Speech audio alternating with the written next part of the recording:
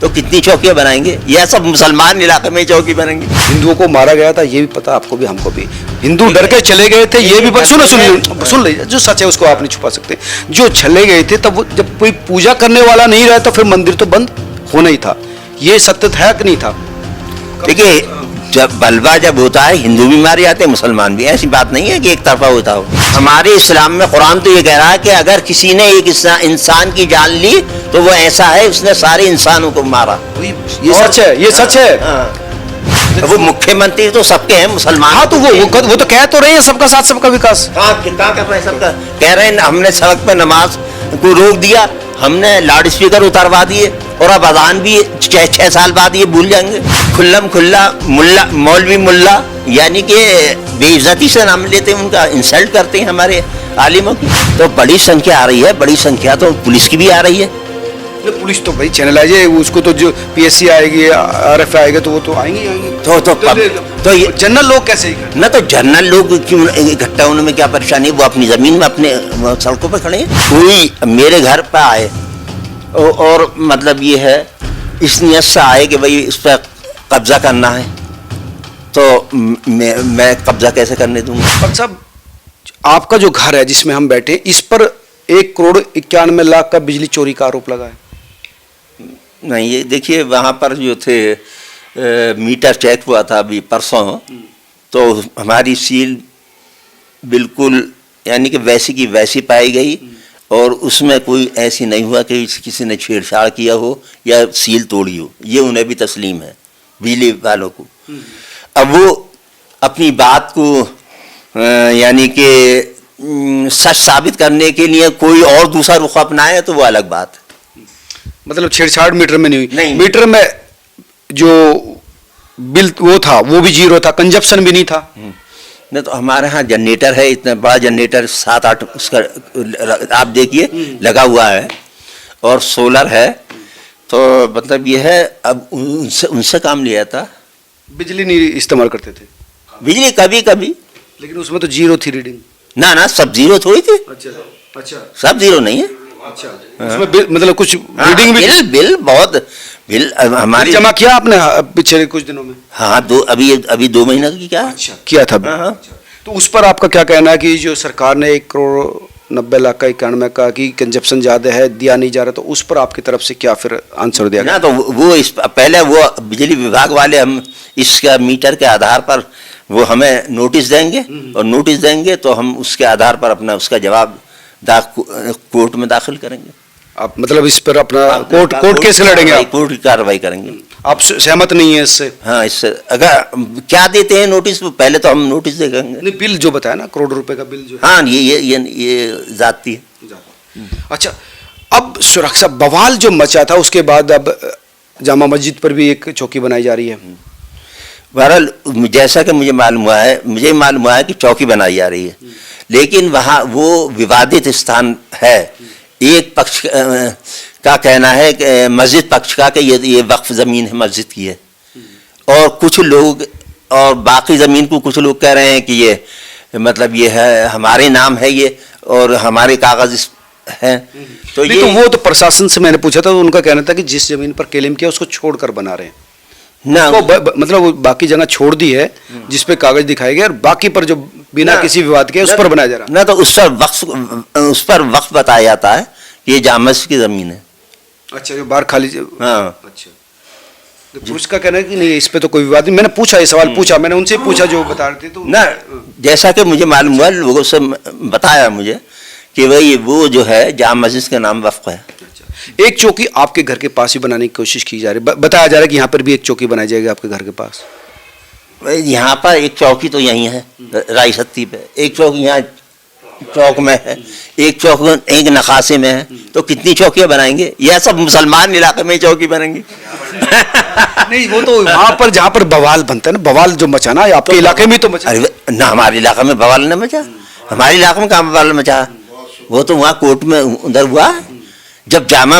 देखिए, बवाल में अब कोई मेरे घर पर आए और मतलब ये है इस नियत से आए कि भाई इस पर कब्जा करना है, तो मैं कब्जा कैसे करने दूंगा? नहीं तो कब्जा कौन कर रहा था, कब्जा कहाँ हुआ? हाँ भाई कब्जा, वो पुलिस में भ्रम तो पैदा हुआ कि भाई ये एक मरतबा सर्वे कर लिया तो दूसरी मरतबा सर्वे तो कई बार होता ना, जैसे काशी में भी कई बार सर्वे हुआ, तो सर्वे पे तो चाहे एक बार करो चाहे 10 बार करो, अक्सर होता है कई बार सर्वे होता है, उससे तो ना हर जगह की पोजीशन अलग होती है। मतलब ये यहाँ पर जो है लोग मतलब ये इस भ्रम में रहे कि यहाँ पर जो है एक मरतबा अभी तो सर्वे हुआ था। ये भ्रम ही तो ना, ये भ्रम किसने फैला? सबसे बड़ी सवाल तो ये है कि भ्रम फैला क्यों? कई लोग कह रहे हैं कि एक जो है गैंगस्टर था, उसका नाम आ रहा है कि उसने सारी चीज़ें ऑर्गेनाइज की, पाकिस्तान से जो कारतूस आए थे वो भी उसने ऑर्गेनाइज किए, जो अमेरिका से या पाकिस्तान से आए वो भी उसकी तरफ से, वो बहुत बड़ा बदमाश है। ये तो पुलिस के पास रहते हैं कारतूस वगैरह, ये सब बेबुनियाद इल्ज़ाम है और अपने को बचाने के लिए उसके थोड़े थे वो तमंचा रखकर यहाँ भी हमारे करीब में उसका चालान कर दिया और कोई उस पर तमंचा नहीं था, अपने पास से लाए तमंचा उसका। आपने देखा? हाँ मुझे मालूम हुआ, बिल्कुल वो आया था, उसने बताया, जमानत भी उसे छोड़ दिया फिर बाद में। अच्छा। जब हमने आवाज़ उठाई कि इस पर पुलिस जो है तमंचे लेकर दूसरों पे लगा रही है। नहीं तो बवाल में जो लोग ऑर्गेनाइज हुए उनकी तो गिरफ्तारी पुलिस करेगी ना भाई, किसने ऑर्गेनाइज किया? एक साथ तो इतने लोग नहीं आ सकते, तो इस थोड़े समय में बड़ी संख्या आ रही, तो इसके पीछे कुछ ना कुछ नेटवर्क है ना तो बड़ी संख्या आ रही है, बड़ी संख्या तो पुलिस की भी आ रही है।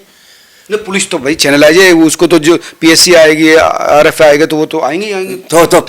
तो ये जनरल लोग कैसे इकट्ठा? ना तो जनरल लोग क्यों इकट्ठा होने में क्या परेशानी? वो अपनी जमीन में अपने सड़कों पर खड़े हैं, अपने मोहल्ले में खड़े हैं, दूर से 5-5 किलोमीटर दूर से लोग आ रहे हैं। ना ऐसी कोई बात नहीं, मस्जिद की हिफाजत के लिए खड़े हैं, मस्जिद की हिफाजत पे कोई दिक्कत थोड़ी था, सर्वे टीम आ रही थी वहां पर ना सर, ये दिक्कत ही तो ये थी, मतलब ये इसके बहाने ही सही, मतलब ये वो कब्जा हो जाता है।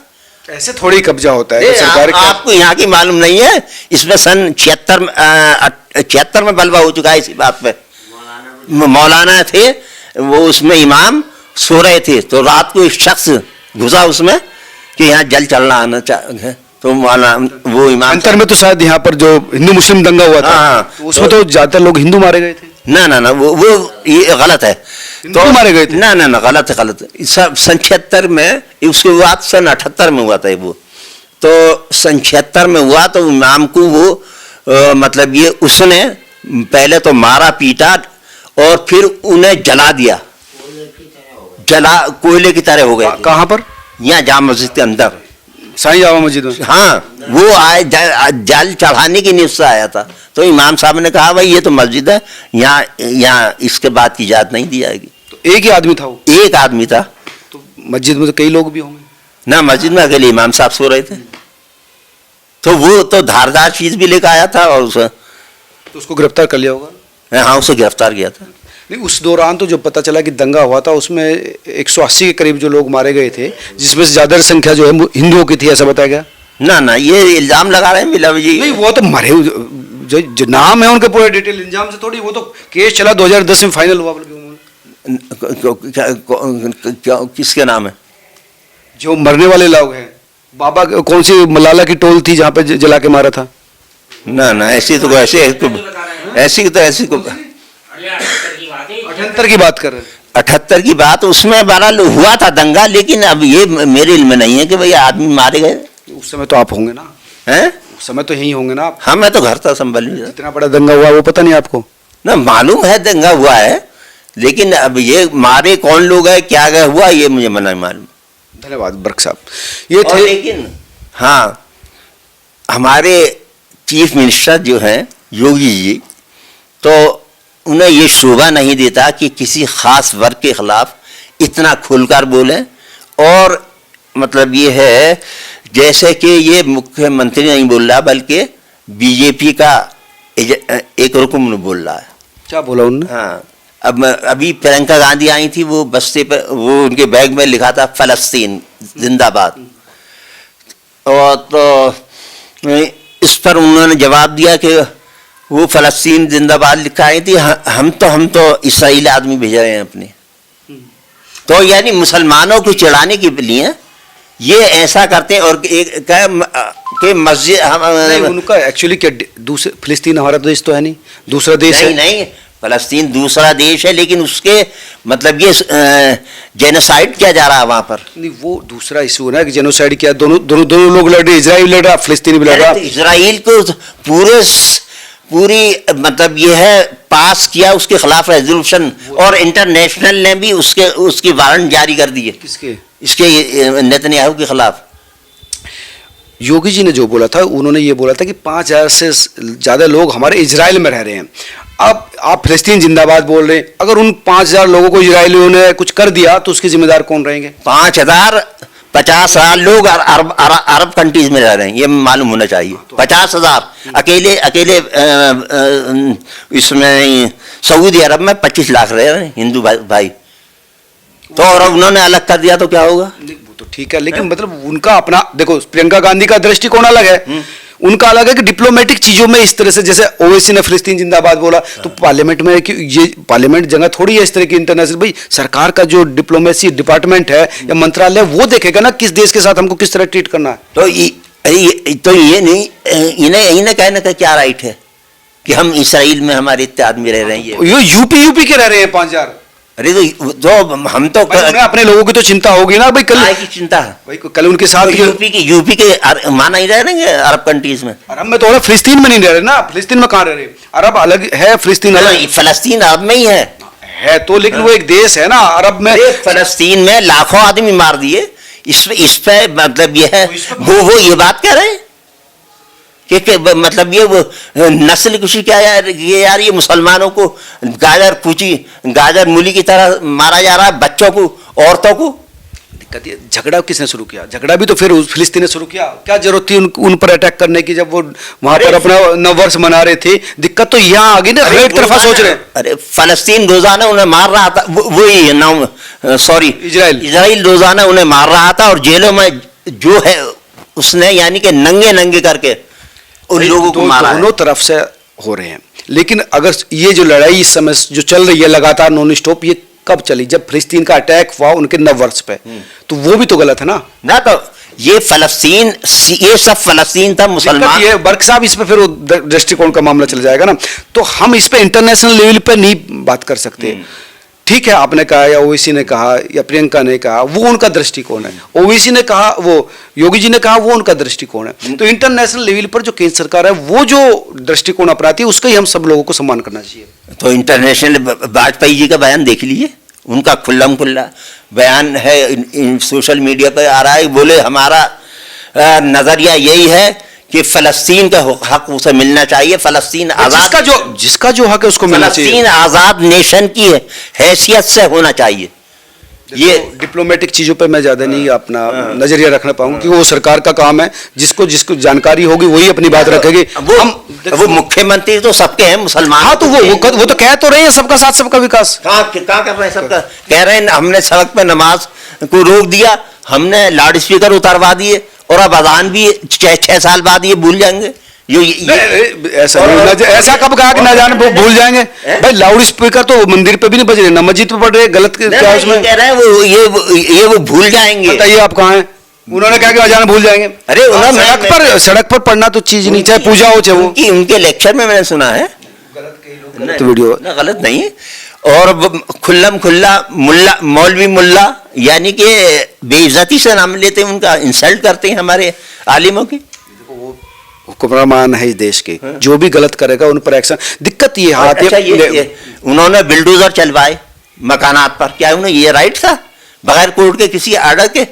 ये कोर्ट भी वो हो गए, कोर्ट भी मतलब ये खुद भी हुक्मरान भी हो गए और कोर्ट भी खुद हो गए। नहीं तो वो एक भी ऐसा उदाहरण बताइए जहां पर गलत बुलडोजर चलाओ। गलत ये अभी सब ये मर्दाबाद में चले हैं, और वहाँ बताइए जो भी चले वो अवैध जगह पे चले। अवैध जगह पे नहीं, जहाँ से जो मतलब ये है कानपुर में वो एजिटेशन हुआ उनके खिलाफ, हुजूर अलैहिस्सलातु वस्सलाम वो जो की शान में, तो वहाँ भी बिल्डोजर। अगर सरकारी जमीन पर कोई अतिक्रमण करके बनाएगा तो कोई इतराज नहीं है, वही करते हैं वो, किसी या बदमाश कोई है, लेकिन उस पर भी तभी चलाया अगर उसने अतिक्रमण कर रखा हुआ। उसमें विकास दुबे था, उसके ऊपर भी चला, या दूसरे लोग हैं उनके ऊपर भी चला। नहीं, उन्होंने ऐसी बात नहीं, उन्होंने खासकर मुसलमानों को टारगेट किया। आपको लग रहा है, लेकिन उनका कहना है कि हमारे लिए तो हिंदू मुस्लिम बराबर है। मस्जिदों पे चलाया है, मदरसों पे चलाया है। मस्जिदों पे तो मेरी जानकारी में है, लेकिन अगर अवैध जगह चलेगी तो वो मंदिर पे भी चलेगा, मस्जिद पे भी चलेगा। हाँ, अवैध जगह को मैं कब कह रहा हूँ, अवैध जगह। लेकिन भाई आप कहीं मंदिर बना देंगे और वैध कर देंगे तो वो भी नहीं चलेगा, आप मस्जिद बना देंगे वैध कर देगा वो भी नहीं चलेगा। अवैध जगह में तो मस्जिद में हमारी नमाज ही नहीं होगी, हमारी नमाज अवैध जगह में होगी ही नहीं। ये तो हिंदू भी कह रहे हैं कि ये जो हमारे मंदिर को तोड़कर मस्जिद बना रहे हैं वो तो आपकी लगेगी भी नहीं है? वो कह रहे हैं कि जहां पर हमारा मंदिर था अगर बाबर ने वो बनवा दिया वो नमाज ही कबूल नहीं होगी, वो दुआ ही कबूल नहीं होगी। तो हम तो खुद कह रहे हैं ये बात, हम तो ये बात खुद कह रहे हैं कि अगर मेरी जाती जमीन है और मेरी मर्जी के खिलाफ कोई मस्जिद बनाता तो उसकी नमाज, किसी की नमाज नहीं होगी। भाई भगवान तो सबका बराबर है ना, उसको कोई अल्लाह के नाम से पुकार लो, कोई भगवान के नाम से पुकार लो। तो लेकिन इसमें झगड़ा, ये नफरत की भावना, सबसे महत्वपूर्ण बात है कि भावना जो है नफरत की है ना, नफरत की भावना, इंसान की भावना पैदा किसने की है, ये पहले उसकी जड़ में जाना चाहिए। ये किसने पैदा की नफरत की भावना? नफरत की भावना ये पैदा की है आरएसएस ने, बीजेपी ने, विश्व हिंदू परिषद ने। ये आपका दृष्टिकोण है। वो अगर उनसे पूछेंगे तो वो कहेंगे कि नहीं इनका काम है। देखिए भाई दिक्कत ये है ना, आप उन पर आरोप लगाते हैं, वो कहेंगे कि एक तरफा हो रहा था सारी चीजें। अब हमने अपनी जगह पर अगर कहा कि भाई ये हमारा मंदिर था, जबरदस्ती आप लोगों ने ले लिया, जब तुम्हारी तलवार के दम में था तब आपने इसको मंदिर से मस्जिद बना दिया। बाबर ने भी लिखा, अकबर ने भी लिखा। अब हम अपनी चीज को मांग रहे तो अब आप कह रहे हैं कि नहीं कानून की बात करेंगे। मांग रहे हैं, क्या मांग रहे हैं? मतलब ये है, अभी अब देखिए खगगुसरा में अभी मंदिर का कितना ढोंग पीटा गया कि एक आर भारत वाला चैनल दिखा रहा कि 46 साल मंदिर मुसलमानों के कब्जे से छुड़ाया गया। बेबुनियाद बात। और जबकि रसोई एक वो कह रहे हैं नहीं बंद था, बंद। उनका ये हिंदू पक्ष का भी ये कहना था कि क्योंकि यहाँ से वो जो दंगे की बात मैं कर रहा था जिससे आप डिनाई कर रहे थे, दंगा हुआ था, आपको भी पता है, हमको भी पता है, हिंदुओं को मारा गया था, ये भी पता आपको भी हमको भी। हिंदू डर के चले गए थे, ये भी सुन लीजिए, जो सच है उसको आप नहीं छुपा सकते। जो चले गए थे तब वो जब कोई पूजा करने वाला नहीं रहा तो फिर मंदिर तो बंद होना ही था। ये सत्य था कि नहीं था? देखिए जब बलवा जब होता है हिंदू भी मारे जाते हैं, मुसलमान भी। ऐसी बात नहीं है कि एक तरफा होता हो। हाँ, एक तरफा नहीं होता, लेकिन यहाँ पर बड़ी संख्या में हिंदू मारे गए। ना ऐसी बात नहीं है, ये गलत है। जो तथ्य है उसको क्यों डिनाई कर रहे हैं? डिनाई क्या कर रहे हैं? तथ्य संख्या है, उनकी मौत है, उनके लोगों ने बता रखा कि उस सराय में कितने हिंदुओं को मारा गया, वो लोन भी देता था उसको भी मार दिया। तो हम भी तो बता रहे हैं, आलमसरा है, यहाँ जो भी मुसलमान निकला वहां पर हरिजन रहते हैं, उन्होंने। भाई मौत किसी की भी हो ना बर्क साहब, हिंदू की हो, मुसलमान की, इंसान की मौत होती है और उसको नहीं डिनाई करना चाहिए। हम तो ये मानते हैं, हमारे बिल्कुल हमारे इंसान को कम से कम इंसान रहना चाहिए। हमारे इस्लाम में कुरान तो ये कह रहा है कि अगर किसी ने एक इंसान की जान ली तो वो ऐसा है उसने सारे इंसानों को मारा। वही ये सच है, ये सच है। कैसे हाथ चल जाते हैं लोगों को दूसरे की गर्दन तक या दूसरे को मारने के, तो ये नहीं होना चाहिए। हम तो ये चाहते हैं कि आपस में जिस प्रेम से, जिस मोहब्बत से रह रहे थे और आज़ादी के बाद से जो पोजीशन थी उसी पोजीशन में हमें रहना चाहिए। और झगड़े में टंटे में कोई फायदा नहीं है, चाहे वो मुसलमान हो, सिख हो, ईसाई हो, पंजाबी या हिंदू, कोई भी हो, किसी वर्ग का फायदा नहीं है। हमें इन निचली बातों से या अच्छी बात पर इस इंटरव्यू को खत्म करना चाहते हैं। मुझे लगता है कि इससे अच्छी बात नहीं हो सकती बर्क साहब, इसको आप भी समझे, हम भी समझे कि जो इंसानियत है वो ये है कि दूसरे की जान या दूसरे का माल ना ले, अपने हक पर रहे, इससे अच्छा कुछ नहीं हो सकता। और शांति से सब लोग जिए, यही एक आदर्श होना चाहिए। आप तमाम लोग क्या सोचते हैं जरूर बताएं। नमस्कार।